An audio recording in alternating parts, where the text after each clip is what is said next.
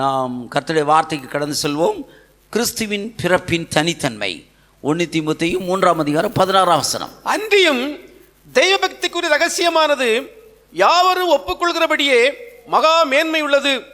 தேவன் மாம்சத்திலே வெளிப்பட்டார், ஆவியிலே நீதி உள்ளவர் என்று விளங்கப்பட்டார், தேவதூதர்களால் காணப்பட்டார், பிரஜாதிகளிடத்தில் பிரசங்கிக்கப்பட்டார், உலகத்திலே விசுவாசிக்கப்பட்டார், மகிமையிலே ஏறெடுத்துக் கொள்ளப்பட்டார். தேவ பக்திக்குரிய ரகசியம் இன்றைக்கு கிறிஸ்துவின் பிறப்பு உலகெங்கிலும் கொண்டாடப்படுகிறது. அந்த மாதிரி நீங்கள் கொண்டாடணும்னு நினைக்காதீங்க. நான் இந்த ஒரு வார்த்தை சொல்லணும்னு நினச்சேன். ஒரு காரியத்தினுடைய ஆரம்பத்தை காட்டிலும் முடிவு நல்லது. ராத்திரியெல்லாம் பாட்டு பாடினாங்க, சரணம் சரணம் எல்லாம் நாம் அந்த பழைய காலத்தில் பாண்டது. இது இந்த கிறிஸ்மஸ்னுடைய முடிவு எப்படி இருக்குன்னு கேட்டால் சாராய கடையில் முடியும். பாட்டெல்லாம் நல்லா பாடுவான். அவளும் இப்போ பாருங்க, நாளைக்கு வரும் பாருங்க, என்னது பிராந்தி எத்தனை ரூபாய்க்கு விற்றுருக்கு. அப்போ தீபாவளிக்கும் இதே பிராந்தி தான், இதே தான், பொங்கலுக்கு இதே தான். அதனால் நான் சொல்கிறேன், குருட்டுத்தனமான பண்டிகை கொண்டாடணுன்னு நினைக்காத. நரகம் தான் போவேன். கிறிஸ்மஸ்லேயும் நீ நரகத்து போகக்கூடாதுங்க தான் என்னுடைய ஆசை. அதனால் இந்த மோட்டிவேஷன் நமக்கு இருக்கக்கூடாது. இயேசுவின் பிறப்பை பற்றி அந்த மாதிரி ஒரு எமோஷ்னல் ஃபீலிங் இருக்கவே கூடாது. ஆனால் சில ரகசியங்களை கர்த்தர் வைத்திருக்கிறார். And without controversy, great is the mystery of godliness. God was manifest in the flesh, justified in the spirit, seen of an angels, preached unto the Gentiles, believed on the world, received up to glory. அதாவது தேவ பக்திக்குரிய ரகசியம் எல்லாரும் ஒப்புக்கொள்கிறபடியே, ஆங்கிலத்தில் எந்த விதமான முரண்பாடு இல்லாமல், without any controversy, great is the mystery of godliness. ஒரு 3 குறிப்பு வைத்திருக்கிறேன். இப்போ நான் ஒரு சில காரியங்களை உங்களுக்காக எழுதி வைத்திருக்கிறேன். நாம் எப்படி ஆயத்தமாகிறது? கோலும் தடியும் என்னை தேற்றும். சில நேரங்களில் நம்ம அடி வாங்கிறது அவசியம். எபிரேயர் வாக்கியம் சொல்கிறார், எல்லாருக்கும் கிடைக்கும் சிக்ஷை நமக்கு கிடையாது இருந்தால் நாம் ஏசி பிள்ளைகளாக இருப்போம் அப்படிங்கிறார். அப்போ எல்லாருக்கும் கிடைக்கும் சிக்ஷை நமக்கும் வேணும். சரி, எந்த ஒரு மனிதனும் பிறப்பால் உயர்ந்தவர் கிடையாது. நல்லா கவனிக்கணும். கிறிஸ்துவனுடைய பிறப்பை நீங்கள் சிந்திக்க வேண்டும். சும்மா கொண்டாடிட்டு இருக்கக்கூடாது. எந்த ஒரு மனுஷனுமே பிறப்பில் உயர்ந்தவரே கிடையாது. எத்தனை பேர் ஏற்றுக்கொள்கிறீங்க? ஆனால் இந்த மனுஷன் இன்றைக்கு சில நேரங்களில் சில பெரிய மனுஷங்க எப்படி வராங்கன்னு கேட்டால், அவர்கள் வாழ்ந்த விதம், அவர்கள் உயர்வடைந்த விதம், அவர்கள் அடைந்த விசேஷங்கள், இவைகளுக்கு பின்பே அவர்களை இந்த உலகம் போற்றுகிறது. அவருடைய பிறப்பு மரண இவைகளை கொண்டாடுகிறது. அதாவது எந்த ஒரு மனுஷன், ஐயா பெரிய தலைவர்கள் இருக்காங்க, இவங்கெல்லாம் பிறப்பு, இப்போ உதாரணமாக நான் காமராஜை பற்றி பேசணும்னு சொல்லாதீங்க. என்னடா பாஸ்டர் இப்படி பேசிட்டீங்க. ஒரு பெரிய தலைவர், அவர் ஒரு தலைவர் வச்சுக்கோங்களேன். அவர் பிறக்கும் போது யாரும் அவர் என்ன செய்யலை. அவங்கெல்லாம் யார்? எங்கேயோ ஒரு கிராமத்தில் உள்ளவங்க. ஆனால் அவங்க வாழ்ந்த விதம் வந்த உடனே என்னாச்சு? சரியா? புரியுதாயா? இப்போ அதே மாதிரி கிறிஸ்தவ உலகத்தை ஆபிரகாம் லிங்கன், இன்னும் பெரிய பெரிய அமெரிக்க ஜனாதிபதியாக இருந்தவங்க, இவங்கெல்லாம் பிறக்கும் போதே இவங்க யாரும் கிடையாது. ஆனால் இவங்க வாழ்ந்த விதம், இவங்க ஏற்றுக்கொண்ட பதவி, இது என்ன செய்து உலகத்தில் அவர்களுக்கு ஒரு புகழை உருவாக்குகிறது. அவங்க அதுக்காக பிரயாசப்படுகிறார்கள். சில அச்சீவ்மெண்ட், ஏதாவது சில காரியத்தை சாதிக்கிறார்கள். நோபல் பரிசு வாங்குறவங்க என்னத்தையாலும் கண்டுபிடிக்கிறான். ஏன் நம்ம இன்றைக்கி என்ஜாய் பண்ணுற பார்த்தீங்களா, இதெல்லாம் எப்படிங்கிறது நமக்கு தெரியாது. ஆனால் ஒன்றுக்கும் அவன் என்ன செய்கிறான்? ஐயா இன்னும் கொஞ்ச நாளைக்குள்ள டெஸ்டி பேபி, இந்த பிராய்லரை இதில் பொறிச்ச மாதிரி இன்றைக்கி இப்போ ஜப்பானில் காட்டுறான்னு நினைக்கிறேன். இப்போ ஒரே நேரத்துக்கு எத்தனையோ பிள்ளைகளை பெற்று எடுக்கலாம். பெக்க போகிறதில்ல, அவனே என்ன செய்ய போகிறான்? அந்த மனுஷ விந்துவை எடுத்து வச்சு பிள்ளைகளை உருவாகனா நம்ம கல்யாணம் அவசியமே இருக்காது. ஆமாயா, அதுக்கெல்லாம் ரெடி ஆகிட்டு இருக்கு உலகம். அதனால் விஞ்ஞானம் வளர்கிறது. அதனால் அவர் தாமஸ் ஆல்வா எடிசன் பல்பை கண்டுபிடிச்சவர். அவர் பேசுறது புரியுதாயா? ஒரு தலைவர் வாழ்ந்த விதம், அவன் அடிபடுறாங்க, அவங்க சாவுறாங்க, ஒரு ஏதோ அச்சீவ்மெண்ட் பண்ணுறாங்க. அப்போ தான் அவங்களுக்கு என்ன வருது? அப்புறம் அவர் பிறந்த நாளை கொண்டாடுறாங்க. மார்ச் 28 இவர் பிறந்த நாள், செத்த நாள் அப்படின்னு சொல்லி. உண்மைதான ஐயா? ஆனால் இயேசு அப்படி கிடையாது. அதுக்காக தான் சொல்கிறேன். நம்முடைய இயேசு வேதத்தில் உள்ள இதே மாதிரி தேவனுடைய மனுஷங்களும் அப்படித்தான். மோசே பெரியாள் யார்? பிறப்பில் அல்ல. யோசேப்பு பிறப்பில் அல்ல. தாவீது பிறப்பில் அல்ல. உண்மைதான ஐயா? ஆனால் இவங்கெல்லாம் தேவனால் தெரிந்து கொள்ளப்பட்டு ஒரு பெரிய தலைமை பொறுப்பை எடுத்த பிறகு யோசேப்பை பற்றியும் தானியலை பற்றியும் பல ஆளை பற்றி பேசுகிறோம். ஏன் பாஸ்டர் டேனியலை யாருக்கு தெரியும்? தினகரனை யாருக்கு தெரியும்? உண்மைதான ஐயா? கவனிக்கணும், இதெல்லாம் சிந்திக்கணும்யா. I am saying the truth. Daniel யாருக்கு தெரியும்? என் கூட பழகணும்லாம் என்ன டேனியல் சோமாரிங்களான்னு கேட்பாங்க. ஆனால் ஒன்று நான் சொல்கிறேன்யா, இதுக்கு பின்னால் பட்ட பிரயாசங்கள் அதெல்லாம் சிந்தித்து அது நம்ம என்ன பண்ணி விடுது? தூக்கி விடுகிறது. நான் பேசுறது உங்களுக்கு புரிகிறதா? ஆனால் இயேசு அப்படி கிடையாது ஐயா. மற்றவர்களோடு நாம் ஒப்பிடுவதை போல இயேசுவை சொல்லக்கூடாது. ஆனால் இயேசு பிறக்கும் பொழுதே ஒரு ஆண்டவர். ஒரு அல்லேலூயா சொல்லுங்க. ஹல்லேலூயா. இயேசு தேவனால் முன்குறிக்கப்பட்டவர். இப்பூவுலகில் பிறக்கும் போதே அவர் வணங்கப்பட்டிருந்தார், அவர் புகழப்பட்டார், அவர் வெறுக்கப்பட்டும் இருந்தார்.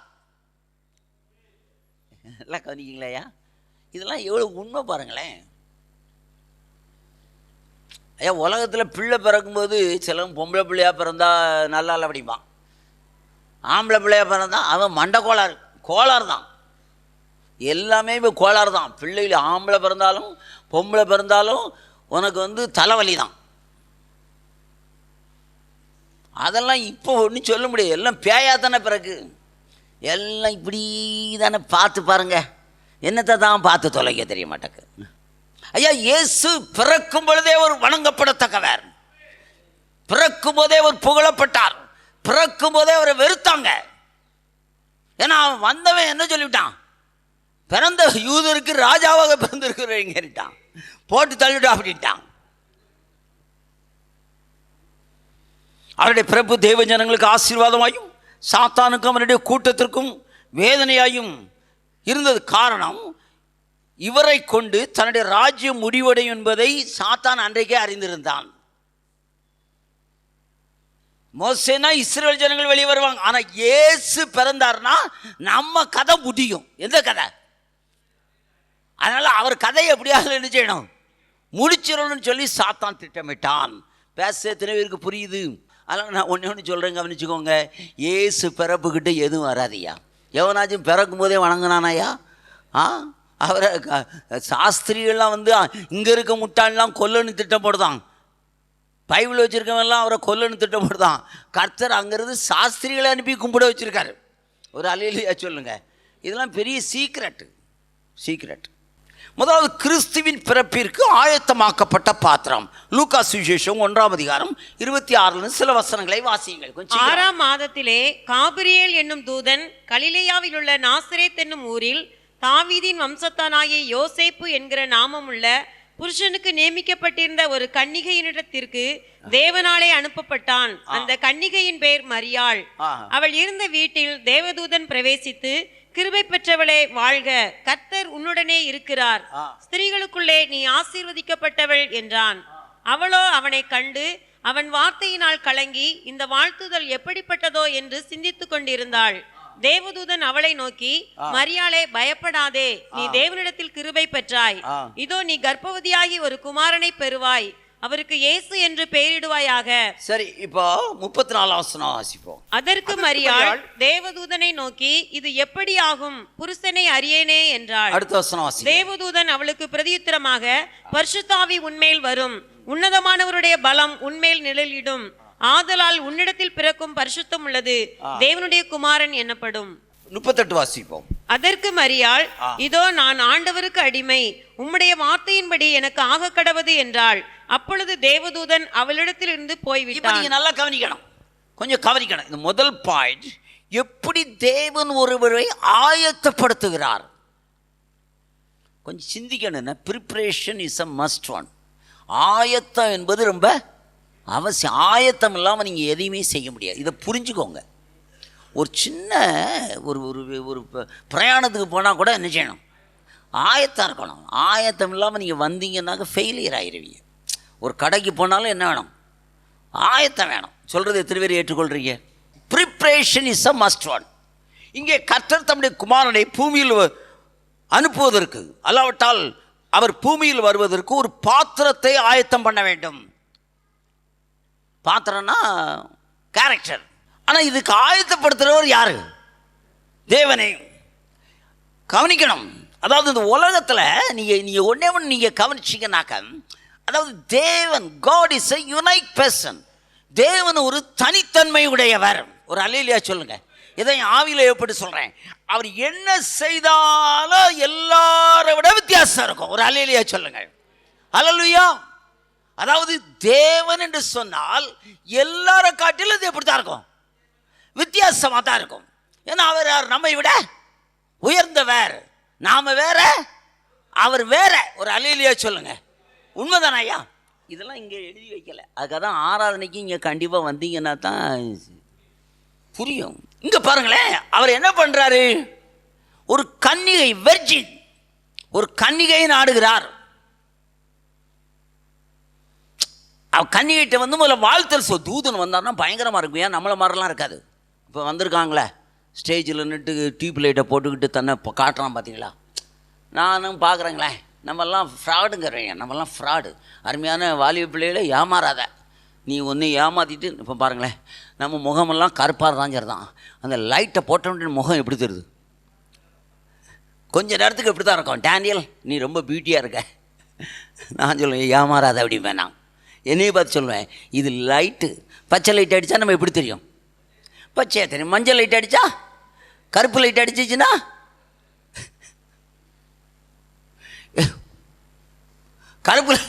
கருப்பு லைட் அடிச்சுன்னா முகம் எப்படியா தெரியும்? கருப்பாக தான் தெரியும். அதனால் இப்படிலாம் ஏமாற்றப்படாதீங்க. பேச எத்தனை பேருக்கு புரியுது? ஐயா, ஒரு தூதன் வருகிறான்னு சொன்னால் எப்படி இருக்கும் தெரியுமா? தானியெல்லாம் முட்டு பிறண்டுட்டியா, நிற்க முடியாது. ஏன்னா அவன் மின்னல் போல இருப்பான். ஒரு அல்லேலூயா சொல்லுங்க. வரும்போதே ஆள் அவுட் ஆயிடுவான். எத்தனை பேர் ஏற்றுக்கொள்றீங்க? இப்போ வந்து இவன் வாழ்த்தல் சொல்கிறான். இவா ஏற்கனவே தூதனை பார்த்தே கலங்கியிருப்பா. இந்த வாழ்த்துதல் இது ஒரு ப்ராசஸ். பொதுவாக நம்ம என்றைக்குமே எந்த செய்தி கொடுத்தாலும் கலக்கத்தை மாற்றணும். என்ன செய்யணும்? படக்கு படக்குன்னு பேசினா ஒன்றும் மண்டையில் ஏறாது. முதல் எதை மாற்றணும்? இந்த காலம் பார்த்திங்கன்னா மன ஒரே பதற்றம். எத்தனை பேர் ஏற்றுக்கொள்கிறீங்க? இந்த கலக்கத்தை முதல்ல மாற்றணும். டாக்டர்கிட்ட போய் ப்ரெஷருக்கு டெஸ்ட் பண்ண போகிறீங்களே வச்சுக்கோங்களேன். வீட்டிலலாம் பார்த்து நல்ல ப்ரெஷர் கரெக்டாக இருக்கும். டாக்டரை பார்த்த உடனே நீங்கள் ப்ரெஷர் ஏறும்போது டாக்டருக்கு சந்தோஷமாக இருக்கும். ஏன்னா துட்டு கிடைக்கும். அப்போ உங்கள் ப்ரெஷர் நார்மலாக இருந்தால் அவங்களுக்கு ப்ரெஷர் ஏறும். புரியுதா புரியலையா? எல்லாமே நார்மலாக இருந்தால் இப்போ டாக்டருக்கு என்ன செய்யும்? ப்ரெஷர் ஏறும். அதனால தான் இப்போ எல்லா டாக்டர்களும் எப்படியோ நமக்கு தெரியல, முதலே ஃபீஸை வாங்கிடுறாங்க. ஆமாம், இப்போ ஆஸ்பத்திரிலாம் முதல்ல எதை கெட்டு? பணத்தை கெட்டு. ரீஃபண்ட் இருக்கும் இருக்காத தெரியாது. அது மாதிரி பாஸ்ட் மாதிரி நீ தீர்க்கதரிசிகிட்டெல்லாம் போகும்போது ஏதாவது குறைவோடு போனீங்கன்னா அவனுக்கு கொண்டாட்டம். இல்லை இவன் சொல்கிற பொய் தீர்க்க தரிசனத்துக்கு சப்போர்ட் பண்ணதுக்கு என்ன வேணும்? அதனால் முதலாவது நீங்கள் நானும் கவனிக்க வேண்டியது, அப்போது டாக்டர் என்ன சொல்கிறாங்க? கொஞ்சம் உங்கள் மைண்டை ஃப்ரீ பண்ணுங்க. அதுக்கப்புறம் கையை காட்டினா எப்படி இருக்குது? அப்படி தானே? சரியா தப்பா? அப்போ முதலாவது நீங்களும் நான் என்ன செய்யணும்? அந்த கலக்கத்தை மாற்ற வேண்டும். ஏன்னா அப்போ தான் செய்தி உள்ளே போகும். அப்போது இவன் சொல்கிறான் பாருங்க, நீ கர்ப்பவதியாகி ஒரு குமாரனை பெறுவாய். அப்போ இவ கேட்கிற கேள்வி, how it is possible? இது எப்படி? ஐயா, இன்னைக்கு விஞ்ஞான உலகம் தோக்கடிக்க. விஞ்ஞான உலகம் என்ன செய்யுதுன்னு கேட்டால், பைபிளில் என்ன எழுதியிருக்கோ அதுக்கு அகென்ஸ்டாக அது தன்னுடைய அறிவினால் நிரூபிக்க போகிறது. அதான் இன்னைக்கு நடக்குது. ஆள் தேவையில்லையா? ரோபோவே பேசும், ரோபோவே ஆப்ரேட் பண்ணும், ரோபோவே எல்லாத்தையும் செயல்படுத்தும், ரொம்பவே துபாயிலலாம் ட்ரெயின் ஓட்டதுக்கு ஆள் தேவையில்லை, அதாவே போகிறது, அதாவே நிற்கி. கவனிக்கிறீங்களா? அப்போ இது கேள்வி கேட்குறாய், இது எப்படி? நான் பேச எத்தனை பேருக்கு புரியுது? இது நியாயமான கேள்வி. நம்முடைய ஆண்டவர், நான் கொஞ்சம் கவனமாய் பேசுகிறேன் ஐயா. அந்த அந்த எலிசபெத், அந்த சகரியா விஷயத்தில் உள்ளது அல்ல இது. அந்த சகரியா அந்த விஷயத்தில் நீங்கள் பார்த்தீங்கன்னு சொன்னாக்க, நான் வயது சென்றுட்டேன். ஏன்னா தேவன் வயசான ஒரு சிலருக்கு குழந்தைய கொடுத்துருக்கிறார். அவன் ஒரு ஆசாரியன். ஆனால் இவ கேட்குற கேள்வி என்னது? சரியானது. ஒரு அல்லேலூயா சொல்லுங்க ஐயா. ஒரு வெர்ஜின், ஒரு கன்னிகை எப்படி பிள்ளையை பெற்றெடுப்பால்? இந்த உலகத்தில் நடக்காத ஒரு அற்புதம், உலகத்தில் நடக்காத ஒரு சம்பவம். என் அன்பு சகோதரனே சகோதரி, நான் ஒன்று சொல்கிறேன், ஆண்டவரை எதை ஆயிலும் கேட்கும்போது என்னத்தினாலும் செய்வேன்னு சொல்லாத. எசேக்கியேலை பார்த்து கர்த்தர் கேட்டார், இந்த உலர்ந்த எலும்புகள் உயிரடைமான்னு கேட்டா, அது உமக்கு தெரியும் அப்படின்னா. அது உமக்கு தெரியும்னா. பெரிய பெரிய ஊழியக்காரனை பாருங்க, தங்களுக்கெல்லாம் தெரியும் அவங்க சொல்லவே இல்லை. யோவானை பார்த்து கேட்டா, அது ஆண்டவரே உமக்கு தெரியும் அப்படின்னாமல. கற்றுக்கொள்ளணும்னா தெரியலன்னு சொல்லணும், தெரிஞ்சது மாதிரி நினைச்சக்கூடாது. பேச எத்தனை பேருக்கு புரியுது? இதெல்லாம் கற்றுக்கொள்ள வேண்டிய பாடம், கற்றுக்கொள்ளணும். நீங்கள் நம்ம ஏன் உருப்பட மாட்டோம்? எல்லாம் தெரிஞ்ச மாதிரி இருக்கும். எனக்கு தெரியும், எனக்கு உங்களுக்கு தெரியுமாயா? ஆதி 58 அதிகாரத்தில் என்ன இருக்குது புரியுதா உங்களுக்கு? அதனால தெரியாததை என்ன செய்யணும்? கேட்டு தெரிந்து கொள்ள வேண்டும். ஒரு அல்லேலூயா சொல்லுங்க. இப்போ கன்னிகைக்கு வேலையை பற்றி பேசினா பிரச்சனை இல்லை, கன்னிகைக்கு வேற ஏதாவது பேசினா பிரச்சனை இல்லை. கன்னிகை வெர்ஜின். இப்போ உள்ள கன்னிகளை பற்றி நான் பேசலை, புரியலையா? பேசுறதுக்கே பயமாக இருக்குது. எல்லாம் முதல் கல்யாணம் முடிக்கும் போதே 3வது கல்யாணம் ஏற்கனவே முடிச்சிருப்பாங்க. யூடியூப்பில் ஒன்று பார்த்தேன், ஒருத்தி 3 பேரை ஏமாற்றி 3வது கல்யாணம் முடித்து அவன் தற்கொலை பண்ணிட்டான். அதனால் இப்போ உள்ளது பேசுறதுக்கு ஒன்றும் என்ன செய்யலை, இல்லை நம்ம ரட்சிக்கப்பட்டிருக்கோம், தப்பு பண்ணிட்டு தானே இங்கே வாரோம். உண்டா இல்லையா? ஆனால் நல்லவர்களுக்காக கர்த்தரை துதிக்கிறேன். அப்படி இருக்கவங்களுக்காக சிலர் 29 வயசு வரை கல்யாணம் முடிப்பாங்கன்னு சொன்னேன். உண்மையிலே பெஸ்ட் அப்படின்னா, ஏன்னா இவ்வளோ பரிசுத்தத்தை காத்துக்கிட்டாங்களே. 30 வயசும் கல்யாணம் முடிக்காமல் இருப்பாங்க பார்த்தீங்களா? எந்த பிள்ளையும் அவங்க உண்மையிலே சர்ச்சிங்கும் வந்திருக்க மாட்டான், நல்லா இருப்பான். ஆனால் நம்மளால் நினைச்சோம் பேப்பர் இப்படியும் முடிப்பான். அங்கே என்னது சர்ச்சு முடிச்சு போனோடனே அவங்கள்ட்ட 2 வார்த்தை பேசினா தான் அவங்க ஆத்மா நிச்சயம். உங்கள்கிட்ட சும்மா வச்சுலாம் பேசணும். சோமாரிக்கே சிஸ்டர் அவன் ஆத்மா சாந்தி அடையிறதுக்கு விளக்கமாக ஒன்று தான் சாத்தணும். அப்படி தான் பேசணும். எதுக்கு நம்மகிட்ட பேசுகிறீங்க? புரியலையா உங்களுக்கு? இல்லை சிஸ்டர், உங்கள்கிட்ட பேசணும் போல் இருந்துச்சு. அன்பான சகோதரிகளுக்கு இப்படி பேச எவன் இருந்தாலும் பேச்சு கொடுத்துடாத, பேசாமல் ஏறி பேர் பேசாமல். நான் உண்மையாக சொல்கிறேன் ஐயா, நான் பேச நீங்கள் கவனிக்கணும். இப்போது ஒரு கன்னிகைட்ட பேசுகிறாப்புல, நான் புருஷனை உண்மை நிலைமை சொல்லணும் ஐயா. அப்போ தூதன் சொல்கிறான், நான் ஒன்று சொல்கிறேன் கவனிக்க. தூதன் மாத்திரம் அட்ரஸ் இல்லை, சரி, அவன் தவறான இடத்துக்கு போகவே மாட்டான். சனகரிப்பை கொல்லணும்னா அங்கே தான் போவான், சரியாக வருவாப்பில்ல. இந்த பூமியில் நீ எங்கே இருந்தாலும் சரிதாயா, நம்முடைய ஆண்டவருக்கும் அட்ரஸ் தெளிவாக தெரியும்.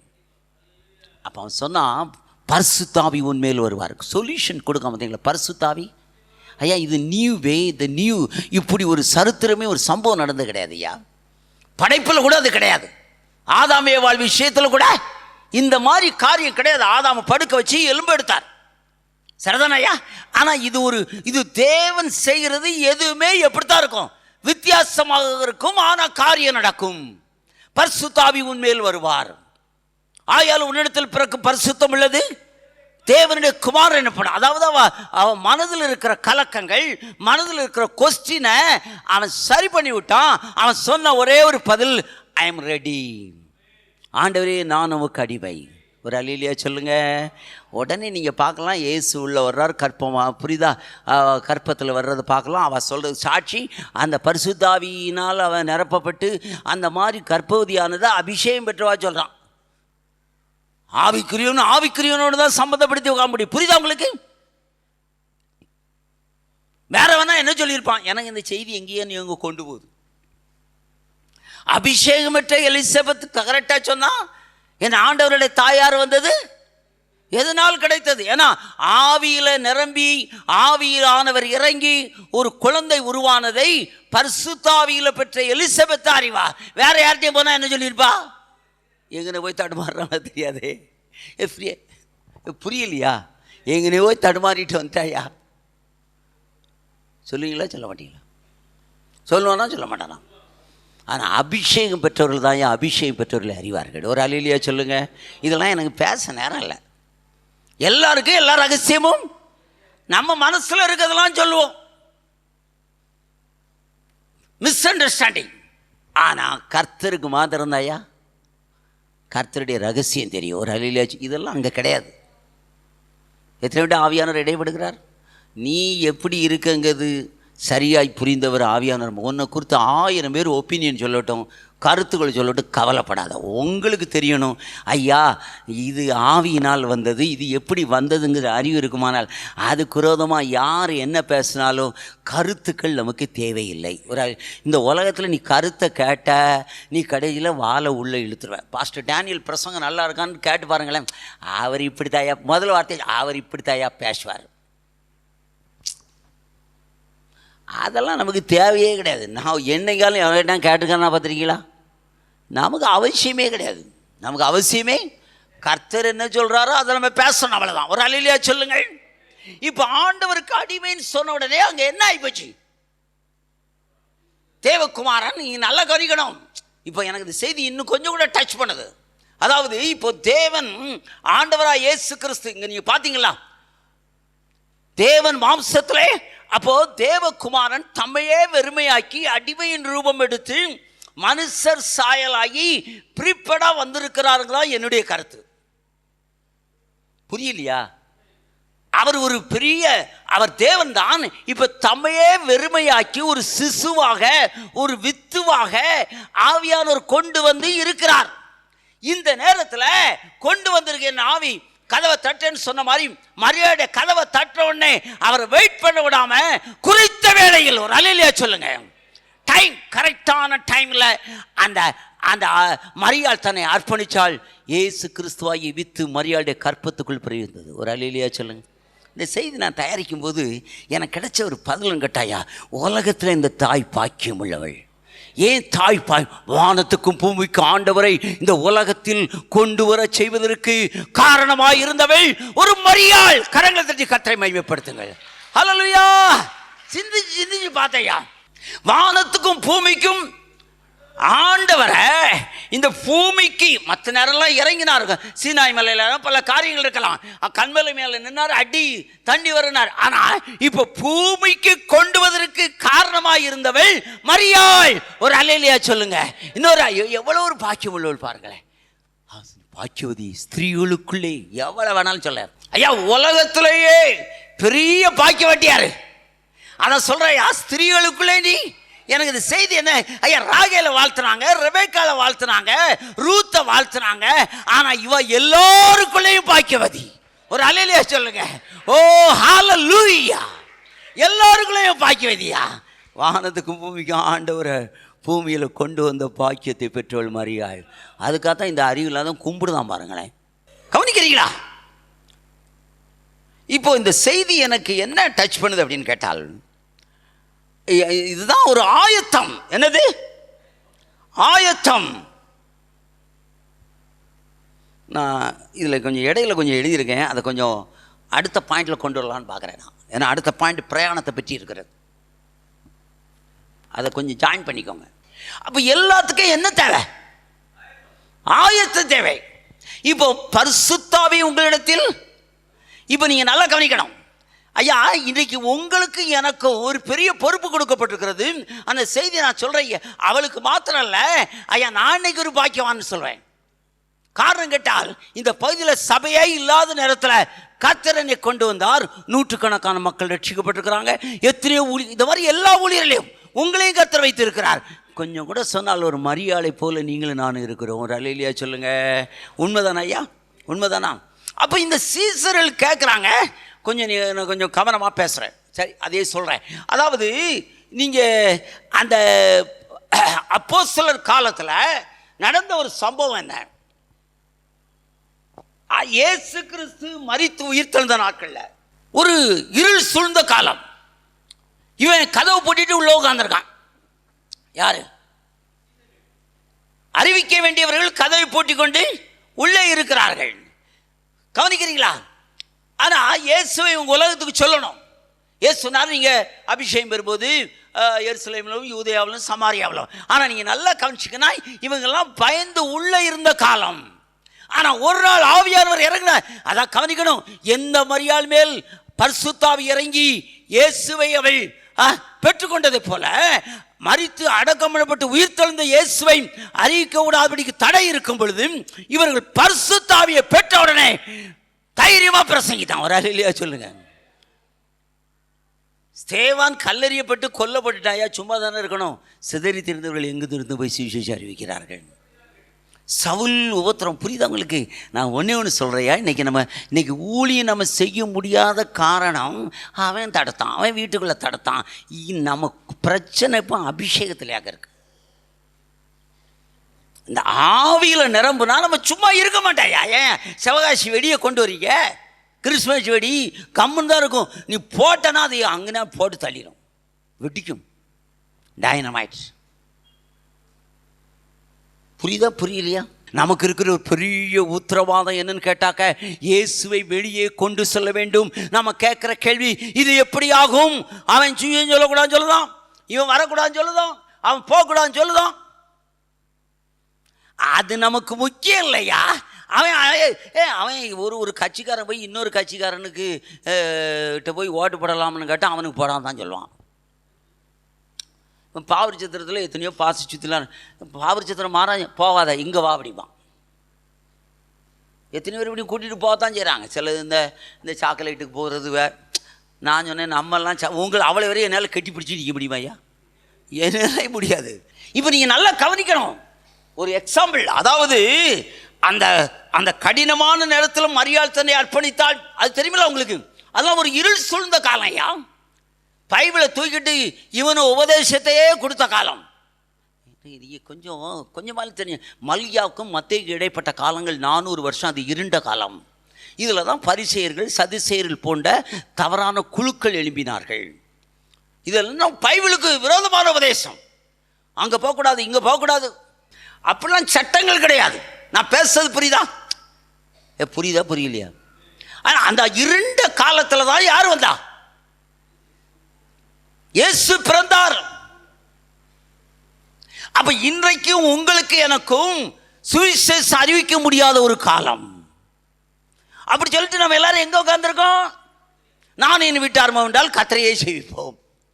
ஒரு அல்லையிலே சொல்லி, நான் என் வீட்டார் என்றால் நான் என் வீட்டார் என்றால் இரு, நான் என் வீட்டார் என்றால் கத்திரி. அப்படின்னா புரியலையா?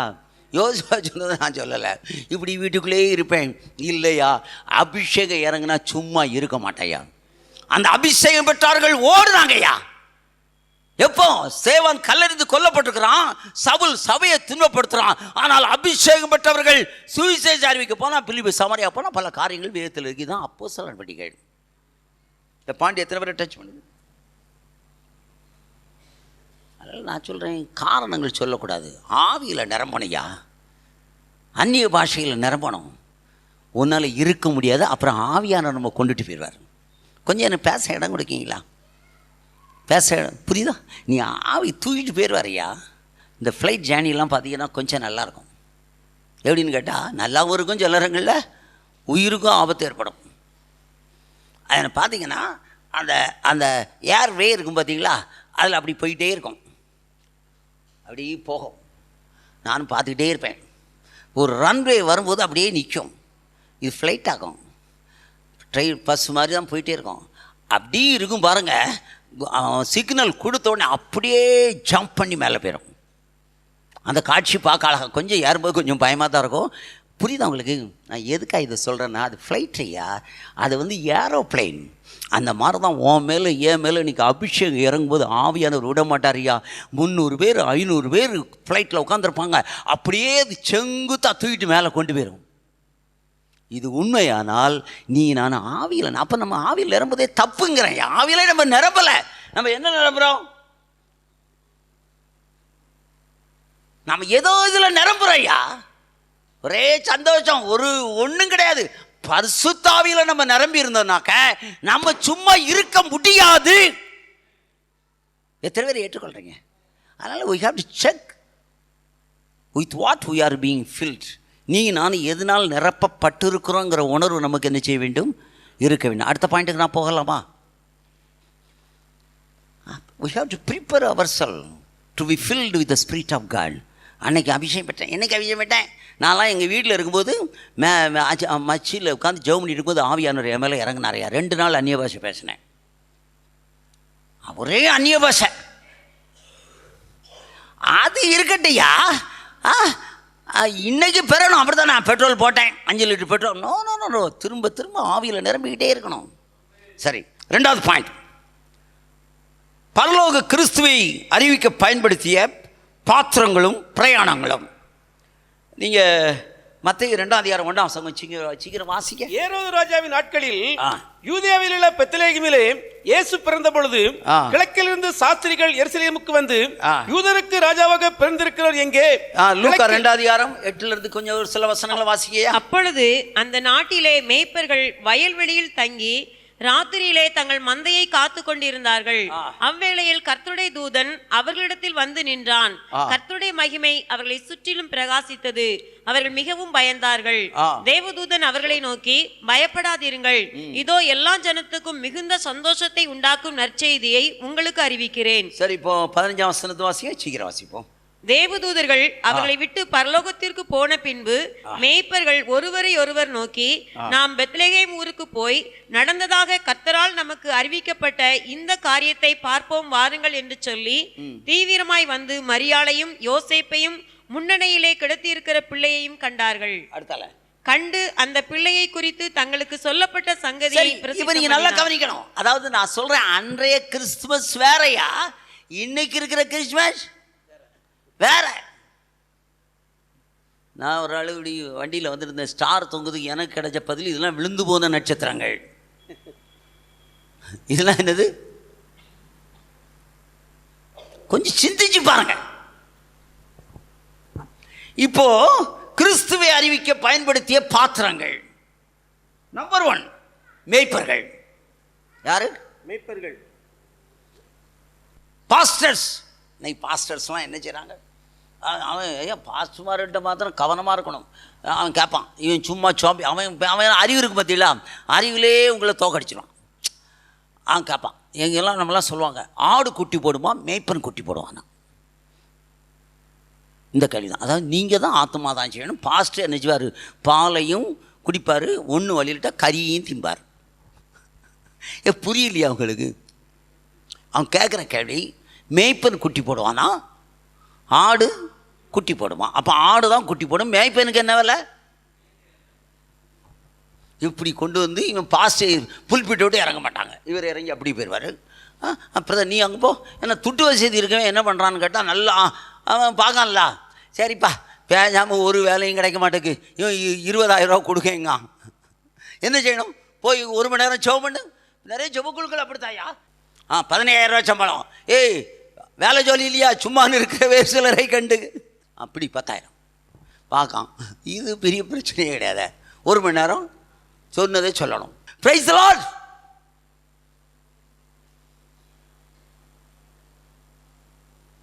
ஐயா நான் கவனமாக பேசுகிறேன், இதெல்லாம் அறிவில்லாமல் பேசலையா. இவங்கெல்லாம் இந்த செய்தி என்னை என்ன டச் பண்ணிச்சுன்னு கேட்டால், இவங்க மந்தைய ராத்திரியில் காத்துக்கிட்டு இருந்தாங்க ஐயா. அது குளிர்காலம், அப்படி தான் நான் பேச உங்களுக்கு புரியுதா? மந்தையை காத்து கொண்டு இருந்தார்கள். மந்தைக்கு எந்த ஆபத்து வந்துடக்கூடாது. இதெல்லாம் நான் பேச விரும்பலை, அதிகமாக பேச. இவங்கெல்லாம் சோம்பேறிகள் கிடையாது. ராத்திரி அப்படியே துண்டை விரிச்சிட்டு படுத்து தூங்குறவங்க கிடையாது. மந்தையை என்ன செய்தவர்கள்? காத்து கொண்டு இருந்தவர்கள். ஒரு அல்லேலூயா சொல்லுங்க. புரியுதா? மந்தையை சுவிசேஷம் எங்கே அறிவு? தூதர்கள் வாராயா, எவ்வளோ பெரிய பாக்கியமான பாருங்க. மரியாதை ஒரு பாக்கியவாட்டி. அடுத்தால பரலோகத்திலேருந்து ஒரு கேப்ரியல் தூதன் வரான் பாருங்க. காட்டுக்குள்ளே எங்கே புரியுதா? காட்டுக்குள்ளே அந்த அங்கே போகிற நம்ம ஆண்டவர் பாரம்பலூர்லையும் சொன்ன மாதிரி ஆண்டவர் வந்தார், இட்லியை அவிச்சார். தூதன் வந்தால் நான் இட்லியை வச்சு கொடுத்தேன். இப்போ அவன்லாம் போயிட்டான். தூதர் வந்தால் உன்னை குளிப்பாட்டுவான், உன்னை குளிப்பாட்டுவான். அப்போஸ்தலர் காலம் பழைய காலம் எப்படி வந்தாராம், இவர் மேலே போனாராம், தூதர் குளிப்பாட்டினாராம். என்ன தேவ தூஷணம் இல்லையா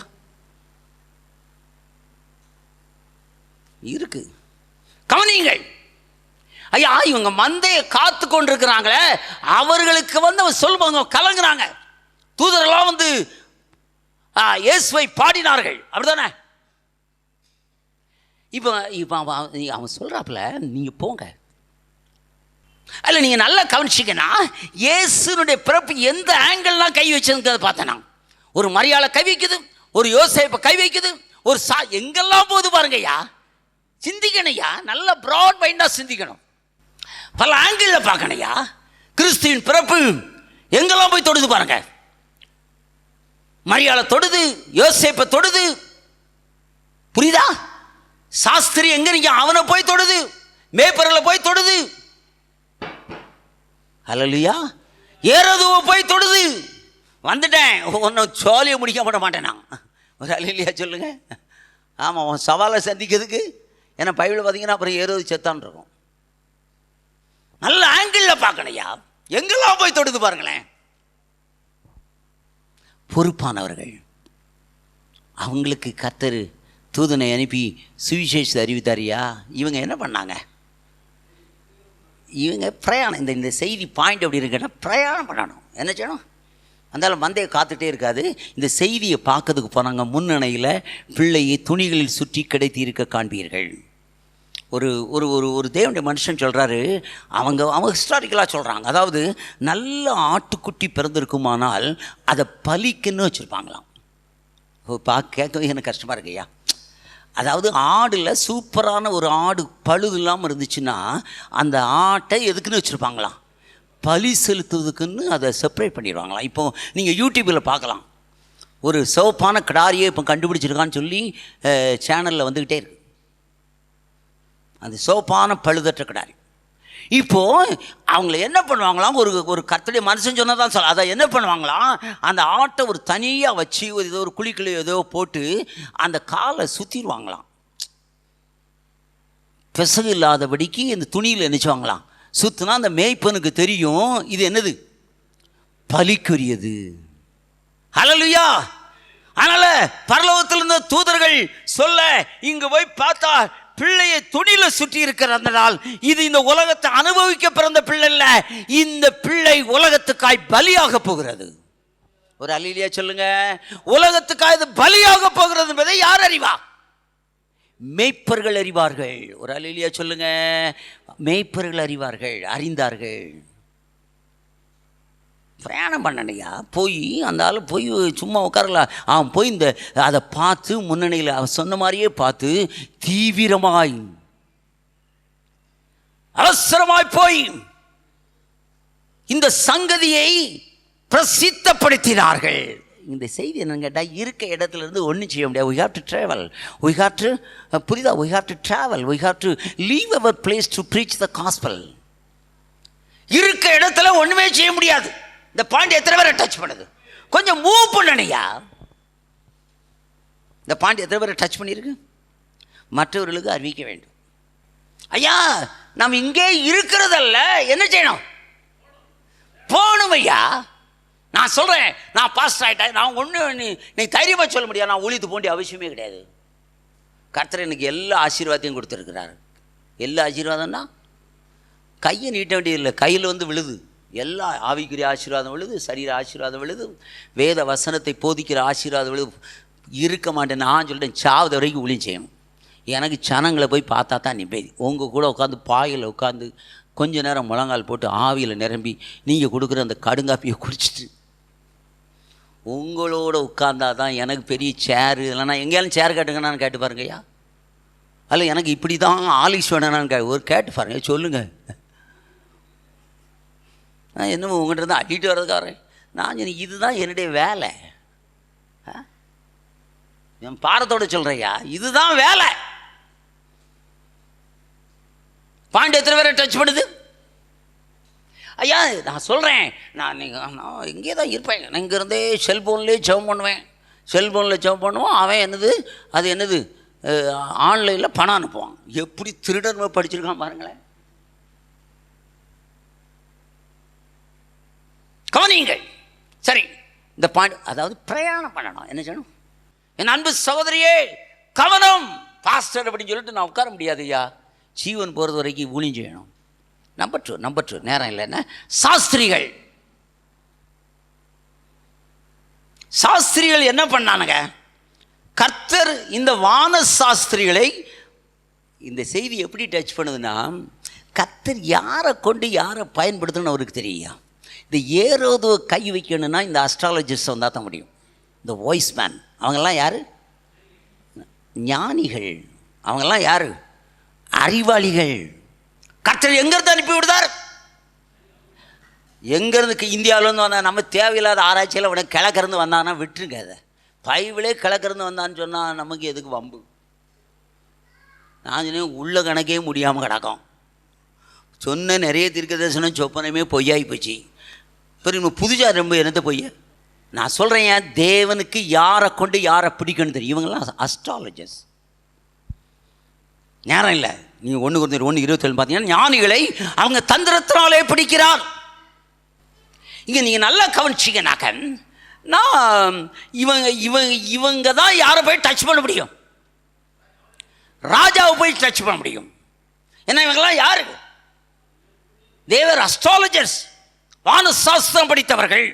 இன்னைக்கு நாசா சமீபத்தில் ஒரு இது பார்த்தேன். அந்த பூமி சுற்றுறதா அப்படியே ஃபோட்டோ எடுத்துட்டாங்க. அந்த அளவுக்கு இந்த ரோவர் என்னெல்லாமோ சொல்கிறாங்களே, அந்த ராக்கெட்லேருந்து போகக்கூடியது பூமியினுடைய சுழற்சியை எடுத்துட்டாங்க. அவ்வளோ விஞ்ஞானம் வளர்கிறது. கிறிஸ்துவை ராஜாவை அறிவித்தனர் பாருங்க. இப்போ நான் இல்லை என்ன சவுல கீழே விழத்தான். அவன் ஒரு பெரிய ஞானி, அறிவாளி. அவனை கை வைக்க கர்த்தரால முடியும். இப்போ நீங்கள் நான் இன்னும் பார்த்தீங்கன்னா யோசேப்பு, தானியேல் போன்றவங்களாம் பெரிய ஞானிகள், கல்வியில் நிபுணர். அதுக்கு அந்த ஆங்கில வேதாகமும் சயின்ஸ்ன்னு சொல்லுது. நான் கொஞ்சம் இதெல்லாம் எனக்கு வெளிப்படுத்தல் கிடையாது, டேக்ஸ்லேருந்து எடுத்தது. அவங்கெல்லாம் யாரா? ஞானிகள். அது எத்தனை வருஷம்? கல்வியில் நிபுணர். கொஞ்சம் சீக்கிரம் வாசிங்க. அப்பொழுது இஸ்ரவேல் புத்திரருக்குள்ளே ராஜகுலத்தார்களிலும் துறைமக்களிலும் யாதொரு மாசில்லாதவர்களும் அழகானவர்களும் சகல ஞானத்திலும் தேர்ந்தவர்களும் அறிவில் சிறந்தவர்களும் கல்வியில் நிபுணரும் ராஜாவின் அரண்மனையை சேவிக்க திறமை உள்ளவர்களாக சகல வாலிபரை கொண்டு வரவும். நல்லா கவனிங்க. ஆங்கிலத்தில் சொல்லப்பட்டிருக்கிறது understanding science. Well favour and skilful in all wisdom and cunning in knowledge and understanding science. Churches had ability in them to stand in the king's palace. கல்வியில் நிபுணருங்கிறது ஆங்கிலத்தில் அண்டர்ஸ்டாண்டிங் சயின்ஸ். அப்போ டேக்ஸ் என்ன எழுதுறாருன்னு கேட்டால், தானியேலையே கர்த்தர் வைத்தார். அவன் பெரிய ஞானி. அவர் எழுதுறாரு, தானியேலுடைய நாட்களில் அஸ்ட்ராலஜி என்னன்னு தெரிஞ்சு போச்சான். பிளானட்ஸை பற்றி படித்தாங்களாம், கிரகங்களை பற்றி படித்தாங்களாம். அனட்டாமினா கேள்விப்பட்டிருக்கேன், இருந்தாலும் நமக்கு நான் சொன்னல எனக்கு சிலது பார்த்தா தான் தெரியுது, ஈஸியாக தெரியும். அனட்டாமினா என்னன்னு போட்டிருக்குது? பிளான்ஸ், ஒரு மிருகங்கள், அப்புறம் மனுஷனுடைய உடற்கூறுகளை படிக்கக்கூடியது. புரியுதா உங்களுக்கு? அப்போ தானியலுடைய நாட்களில் சயின்ஸ் அப்படிங்கிற வார்த்தைக்கு anatomy, study about the body structure, ஒரு மிருகத்தை பற்றிய அறிவு, ஒரு பிளானட்ஸ். கவனிக்கிறீங்களா ஐயா? இந்த அறிவெல்லாம் அவர்களுக்கு இருந்தது. புரியலையா? முட்டாள் கிடையாது ஐயா. அந்த காலத்து அறிவு இன்னும் வித்தியாசமாக போயிட்டுருக்கு. அப்போ இப்போ எதுக்காக நான் பேசுகிறேன்னு கேட்டால், இப்படிப்பட்டவர்கள் தான் நேபுகாத்நேச்சார் செலக்ட் பண்ணா. இல்லை தானியேல் இதில் விசேஷமானவனாக இருந்தான். இவன் தான் போய் நேபுகாத்நேச்சாரை சந்திச்சான். ஒரு அல்லேலூயா சொல்லுங்க. இவன் சாதாரண ஆள் கிடையாது. காலில் விழுந்து வணங்குறான்யா. ஒரு நேபுகாத்நேச்சார் யார் காலில்? இவனை வணங்குறான்யா. அந்த அளவுக்கு அவனுடைய சயின்ஸ். அவன் சொல்கிறான், சோசியர்லாம் சொல்கிறாங்க, ஐயா இதெல்லாம் முடியாதையா, சொப்பனத்தை சொல்லு, அர்த்தம் சொல்கிறேன், வாங்கின கடனை அடைக்க முடியல அப்படின்னாக்க நான் சொல்லி சிரிப்பில்லை உண்மை. வாங்கின கடனை நீ ஓயாமல் வந்து கேட்காதான் தரமாட்டேன், நீ வேணால் ஒன்று செய், நான் 50,000 கடன் வாங்கியிருக்கேன், தர முடியல, இன்னொரு 50,000 என்கிட்ட தான் வாங்கி மாட்டேன், திரும்ப தரேன். இதுதான் எனக்கு கிடைக்கிறேன். என்னது, ஓயாமல் நீ தொந்தரவு போடாத. அப்புறம் மஞ்சள் அட்டை போட்டுறேன். இப்போ அப்படி மஞ்சள் அட்டை, என்ன அட்டை? மஞ்சள் அட்டை. மஞ்சள் அட்டைன்னா என்னது? பாப்பர் ஆகிட்டான். பாப்பரானா நீ என்ன செய்யணும்? காரில் போகக்கூடாது. பாப்பராயிட்டா நீ என்ன செய்யணும்? செருப்பு இல்லாமல் ரோட்டில் என்ன செய்? கிழிஞ்ச துண்டையும், அப்படி தானே அர்த்தம், கிழிஞ்ச துண்டையும் போட்டு தான் உனக்கு வாக்கரிசி 4 போடலாம். Praise the Lord. இதே உண்மை. அவன் சொன்னாங்க, அப்படியானால் மாம்சமான யாவரோடும் வாசமாயிராத தேவ ஆவியை பெற்றவனால தான் முடியும். அதற்கு தானியேலை கர்த்தர் தகுதிப்படுத்தினார். புரியுதா? புரியலையா? நான் சொல்கிறேன், நான் கர்த்தர் இன்னொரு கிறிஸ்மஸ் செய்திலாம் என்னால் தாளாட்டு கொடுக்க முடியாது. நானும் உங்களோட சேர்ந்து படிக்கணுமாண்ணே, கவனிக்கிறீங்களா? அதனால இப்போ பாருங்க, அதாவது well known to understand what is science. Planets எப்படி இருக்குது, அனட்டாமி, பாடியோட ஸ்ட்ரக்சர் எப்படி இருக்குது, மூளை. ஒருத்தர் சொல்றாரு, மூளையில் பல கோடி திசுக்கள் இருக்கிறதாம். ஒரு டாக்டர் சொல்றாரு, மூளைக்கு போகக்கூடிய நரம்புக்கு ரத்தம் நின்றுட்டா வாய் பேச முடியாது, கை அப்படி நின்றோம். அது இந்த இடத்துல ரத்தம் நின்றுட்டா ஆள் அவுட் அப்படிங்காரு. புரியுதா?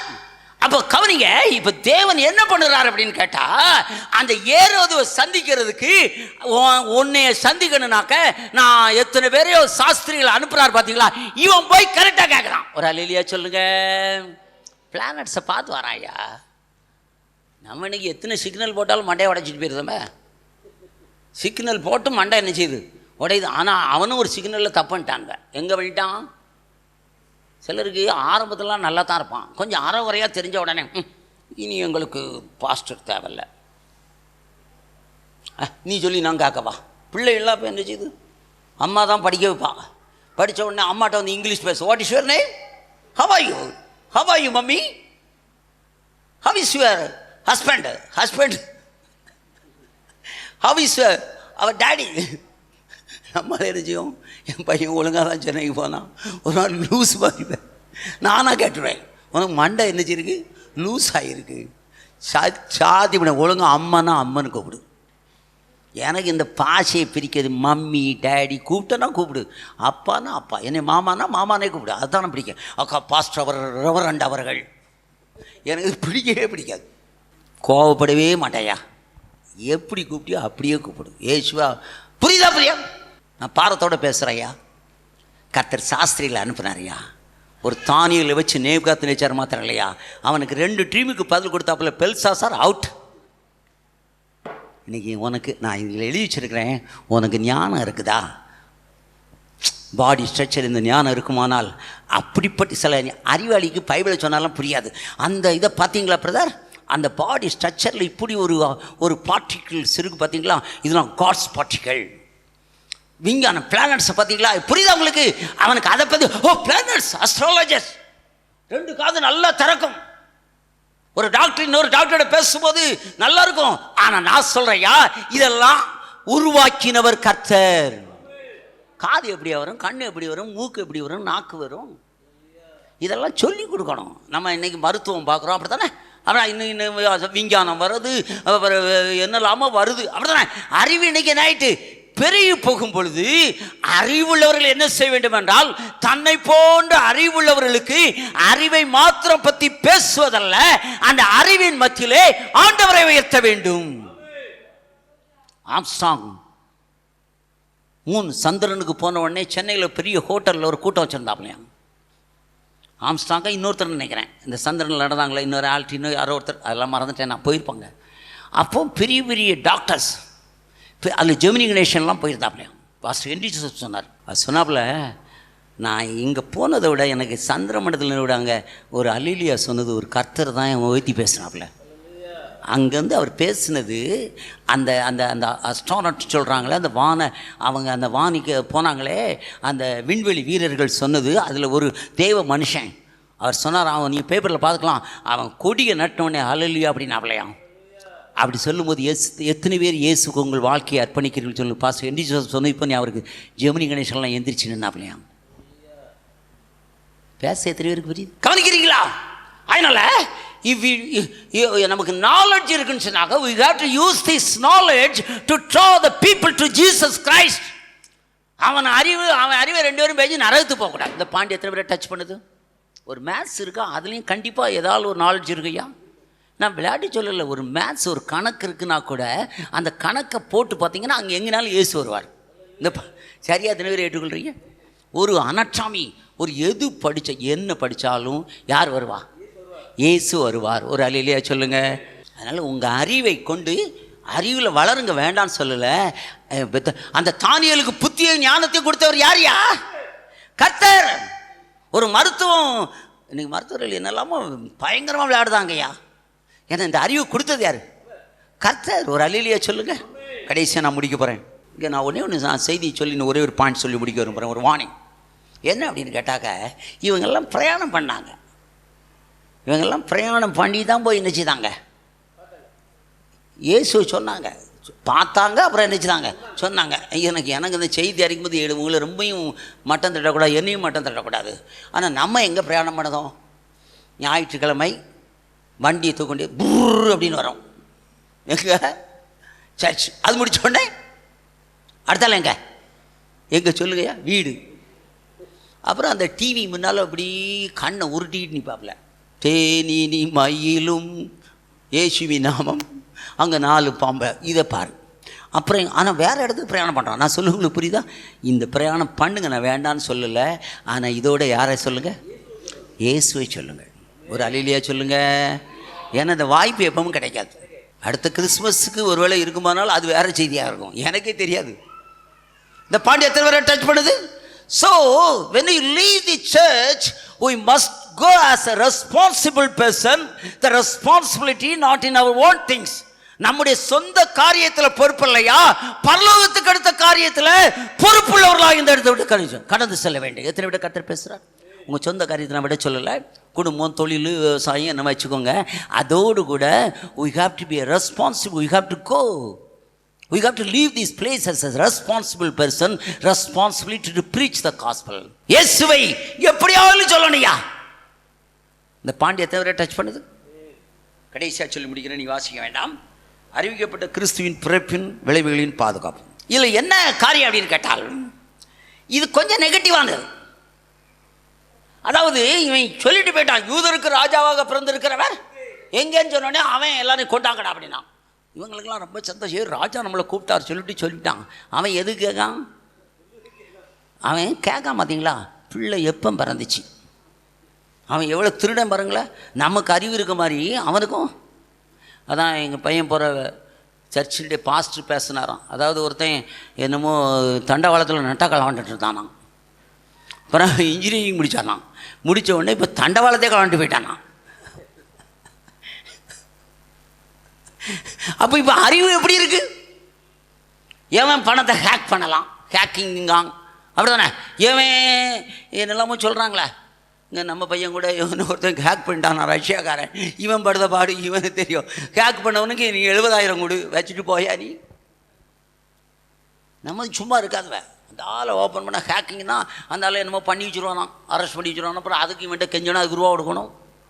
அறிவு எப்படிலாம் கெட்டு போகுது. ஆமாம், கடைசி காலம் ஆகிட்டு. நீ வச்சிருக்க டிவி வெடித்து ஒரு பாஸ்டர் அருமையாக பேசினார். அதாவது சொல்கிறாரு, அதை வணங்காத யாவரையும் அவர் சொல்கிறாரு. கோயம்புத்தூரில் ஒருத்தன் இருக்கிறான், சென்னையில் இருக்க ஒருத்தன் ஒரு பிள்ளையை லவ் பண்ணுறான். அவள் வந்து வேறு மாதிரி போனானாக்க, இங்கேருந்து ஒரு இதை ஒரு ஏதோ ஒன்று பண்ணானாக்க அங்கே இருக்கிற டிவி வெடித்து அவள் செத்தே போவான். ஆமாம், கில்லர்ஸ் என்னமோ ஒன்று போட்டிருக்கான். கவனம், கடைசி காலத்தில் வந்துட்டோம். நட்சத்திரம் எப்படியா கொள்ளனா, ஏன் வணங்கலாங்கிறத உடனே ரிப்ளை பண்ண அந்த ஸ்பாட் அவுட். சும்மா நீ விளையாடாத. வெளிப்படுத்தல் 13 ஏசுவே நீ அவன் கரெக்டாக போட்டு தள்ளிடுவான். நான் சொல்கிற தெய்வ மனுஷன் பிட்டு வைக்கிறவர். கர்த்தருக்கு சித்தமானால் ஒரு முறை எப்படியாவது அவரை கூட்டு வரணும்னு பார்க்குறான். நல்ல தெய்வ மனுஷன். ஜாக்கிரதை. இப்போ என்ன நடந்துச்சு? இவன் துல்லியமாக, நான் சொல்கிறேன், சம்பந்தம் இல்லாதவனுக்கு இயேசு பற்றி சொல்லாது, தேவையில்லாமல் உள்ளே போவாது. அவன் கொல்லுக்கு தெரியும், திருந்த மாட்டாயா. கண்ட மோடிக்கு போய் நான் இயேசுவை சொல்ல போகிறேன்னு சொன்னால், ஐயா நான் அடிக்கடி சொல்கிறேன், உனக்கே வாசல் அடைக்கான, நான் ஒரு இடத்துல பேசும்போது சொன்னேன், வாசலை அடைச்சி வராதுங்கும் போது நீ எதுக்கு உள்ளே போகிற? திறந்த வாசலை பயன்படுத்தேன். அவன்கிட்ட போய் சொல்ல, அவன் மண்டையில் அடிப்பான். அவன் தான் இந்த ஊருக்குள்ளே வராத அப்படிங்கிறான், வெளியே போட்டு வச்சுருக்கான்ல. இங்கே வராத, இங்கே சுவிசேஷம் அறிவிக்காத, இயேசுவை பற்றி எனக்கு தெரியும், இயேசு அவனே சொல்லிடுவான். இயேசு நீ சொல்லட்டாப்பா, நானே சொல்லியிருந்தேன், இயேசு எங்களுடைய பாவங்களுக்காக எங்களுக்கு பூமியில் பிறந்தார், எங்களுக்காக அடக்கம் பண்ணப்பட்டார், எங்களுக்காக உயிர் தெழுந்தார், நீ தானே சொல்லி கொடுத்துட்டு போயிருக்க. அவர் திரும்பவும் நினைச்சுவார், வருவார், அதை நீங்கள் வந்துடாத. புரியலையா? அடிவிட போவாது. பைபிள் அப்படி தானே சொல்லியிருக்கு. ஒரு இடத்துல விரட்டுனா அடுத்த இடத்துக்கு என்னச்சு, பாவரி சத்திரத்துலையும் இனியும் ஒருத்தன் சௌரம் உன்னைய கொல்ல போகிறாங்களாங்கம்மா அப்படின்னா சொன்னவெல்லாம் செத்துட்டான். இப்போ எதுக்காக இதை பேசுறேன்னு கேட்டால், அவன் சொன்ன உடனே தூதன் சொல்றான், பிள்ளை கொண்டுட்டு பேர் எங்க? ஏத்துக்கு பேரு. ஐயா நான் ஒன்று சொல்கிறேன், இயேசுவை பிடிக்க எவனாலும் முடியாது. அங்கே கொண்டுட்டு போயிடுவான். அப்புறம் ஏறோது செத்த பிறகு வருவாவில் நாசரித்த. நான் ஒன்று சொல்கிறேன், இன்றைக்கி உங்களுக்கு எனக்கு பிரச்சனை நம்ம மேலே உள்ளதில் இல்லையா, நமக்குள்ளே இருக்கிற இயேசுவால் தான். எத்தனை பேர் ஏற்றுக்கொள்கிறீங்க? நம்மளாம் நல்ல ஆட்கள், நம்மளை எல்லாருக்கும் பிடிக்கும். ஆனால் எதுக்கு பிடிக்காது? எல்லாம் நல்லா தான் இருக்குது, நீ இந்த இதை ஒன்றை தூக்கிட்டு வர பற்றியா, இதை கண்டாலே எனக்கு சீ, நம்ம சாதிக்கு இது ஆகுமாயா? நம்ம எந்த சாதியை சேர்ந்தவங்க? நம்மெல்லாம் கூண்ண சாதி, அதெல்லாம் இவங்க படிக்க வேறு ஜாதிக்காரங்க. அப்படி தான் இன்றைக்கி நார்த்தில் சுவிசேஷம் அறிவிக்க முடியலை. நம்ம தமிழ்நாட்டுடைய ஒரு பகுதிக்கு போனால் சுவிசேஷம் அறிவித்தா, நம்ம கரூரில் சொன்னாப்புல இப்படி பைபிளை தூக்கிட்டாலே அவங்களே குறைஞ்ச ஜாதியான். நான் ஜாதியை பற்றி பேசலையா? இப்போ அவன் சொல்கிறானா, நீ பைபிளை தூக்குனா நீ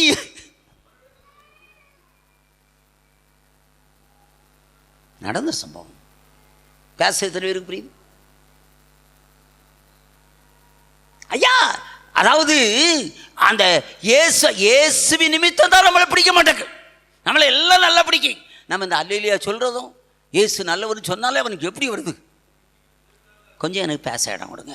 சாத்தா முன்னால் போய் நீங்கள் கோவப்படனா வர, ஏசுன்னு சொன்னீங்கன்னா போதும், உங்களுக்கு தின்றுவான். இப்போ எனக்கு எப்படி வருது தெரியுமா? உண்மை. இதுக்கு என்ன செய்யணும்? அவங்கள்ட்ட சண்டைக்கு போகாத, தீமைக்கு ஏற்று நிற்காத. நம்ம பரலோகம் நமக்கு வழிகாட்டி கொடுத்துட்டு பேருக்கு பிள்ளையை கொண்டுட்டு எங்கே பேர்? எதுக்காக நான் இதை எழுதி வச்சேன்னு கேட்டால், நீங்கள் கொஞ்சம் நேரம் இல்லையா, முடிய போகுது. அதாவது நீங்கள் சவுல் தாவீதை கொல்ல திட்டப்படுவான். அவன் சொன்னால் ஒரு நாள் இங்கே தான் இங்கே சுற்றி வந்துடுதான். பெலிஸ்தர் தேசத்துக்கு போனால் வரமாட்டான், அவன் இவன் தலையை எடுத்து விடுவான். எவன் புரியலையா? கொஞ்சம் பேச இடம் கொடுக்கையா. ஐயா நான் ஒன்று சொல்கிறேன், இயேசு நமக்கு நல்ல டீச்சிங். என்னையெல்லாம் கொல்ல திட்டம் போட்டாங்க, நான் என் தாயை சொல்லலையா, அது பிசாசுடைய வேலை. தப்பிச்சு நான் சொல்கிறேன், மொராஜி சாகிறதுக்கு முன்னால் சாக விரும்பலை அப்படின்னாரு. தேவையில்லாமல் சாகாத, காரணம் இல்லாமல் சாவாத. எத்தனை பேருக்கு புரியுதா புரியலையா? காலத்துக்கு முன்னால் சாவாத. நான் சொல்ல இருக்கிற வரைக்கும் நீ இருக்கணும். எத்தனை பேர் கர்த்தர் பேசுகிறார்? தேவையில்லாமல் நீ சுவிசேஷம் வச்சு மண்டை உடைக்க வேண்டிய அவசியம் கிடையாது. சிலரை கர்த்தர் நியமித்திருப்பார். பேதுருவை ரத்த சாட்சியாக மறித்து தான் அவன் தேவனை மகிமைப்படுத்தணும், இருக்கா இல்லையா? தேவன் சிலரை முன்குறித்திருப்பார். எல்லாருக்கும் அது இருக்கு, நம்ம சொல்ல முடியாது. எத்தனை பேர் கர்த்தர் பேசுகிறார்? ஒரு இடத்துல ஓத்திரப்படுத்தினா அடுத்த இடத்துக்கு போ. கொண்டுட்டு போனாங்கய்யா, அதுக்குள்ளே யார் செத்துட்டான்? ஏறுவது செத்துட்டான். அப்புறம் பிள்ளையை கொண்டான். இது நம்ம ஆண்டவர்கள் நல்ல தெய்வம். பிள்ளை ஜோம் இல்லையா, மருத்துவம் பார்க்க தப்பு, நான் கொண்டுட்டு போ, அதெல்லாம் கர்த்தர் பார்த்துக்கொள்வார். கர்த்தர் கொடுத்தார், கர்த்தர் எடுத்தார். அது யோபு சொன்னதுக்கு கர்த்தர் கொடுத்தார், கர்த்தர் ஆயா எடுத்தார். சும்மா முட்டாத்தனமாச்சு. யோபு சொன்னது எல்லாமே தேவ வார்த்தைன்னு சொல்லக்கூடாது. ஆவியில் ஏவப்படாம அப்படி சொன்னாதான் இவன் கையை ஆண்டவர்கிட்டையும் பதில் பேசியிருப்பானே. நான் இப்படிலாம் வசனம் பேசினேனே, தெரியாமல் பேசினேன், கையால் வாயை போத்திக்கிட்டுதான் அப்படின்ட்டான். சொன்னானா சொல்லலையா? மதீனமான மரணம் நமக்கு தேவையில்லை. எத்தனை விட கர்த்தர் பேசுகிறார்? அங்கே ஆபத்து. கடைசியாக நான் முடிக்க விரும்புகிறேன். அவன் அந்த எய்த்துக்கு போயாச்சுன்னா எவன் வரமாட்டான், ஏறுவது அங்கே வரமாட்டான்.